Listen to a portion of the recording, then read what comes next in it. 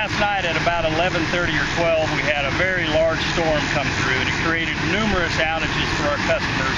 We had over 30,000 people without power. Right now, as it stands, we have less than 10,000 people. Most of those are right here in the Topeka area.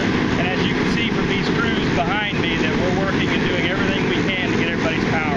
When the wind came through, it really took down some very large trees, and with it, our power lines and our poles. So we're having to go just neighborhood to neighborhood, block by block, and put back up poles and cross arms and wires, all the way down to the individual services that serve the house. Yeah, we try to get as many customers on as we can. So they may see a Westar truck drive by their house because it's heading to a more severely damaged area, an area that we can get hundreds of customers on by fixing a problem.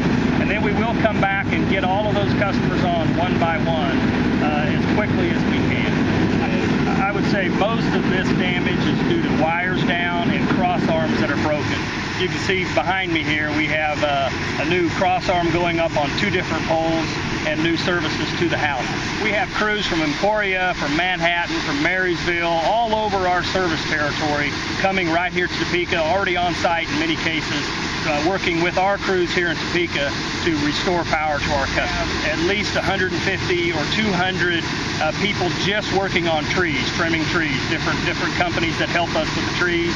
And then we have many crews that have come from all over our service territory to help us restore power here in Topeka. We started with almost 40,000 customers without power. Right now we have less than 10,000. We will work on throughout the night tonight and into tomorrow.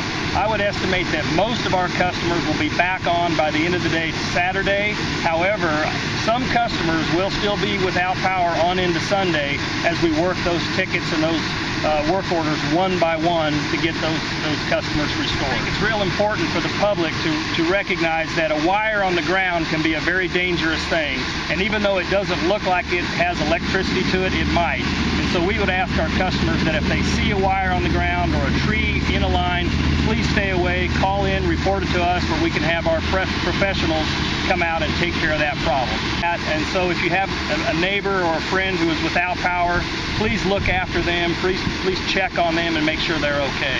Well, if you're in the public and you see a line truck pass right by your neighborhood where you have an outage, chances are they've assessed your outage, they've taken down what is needed to be done to repair, and they're moving on to make the assessment. A different crew will come in behind them and make the repairs. We try to attack the situation in the safest way possible, and that involves a little planning. So many times you'll see our people standing outside the truck looking up at the lines and discussing the job before they dive right in. We like to do a little planning before we can get your power on. We have found that that's the safest and quickest way to restore electricity.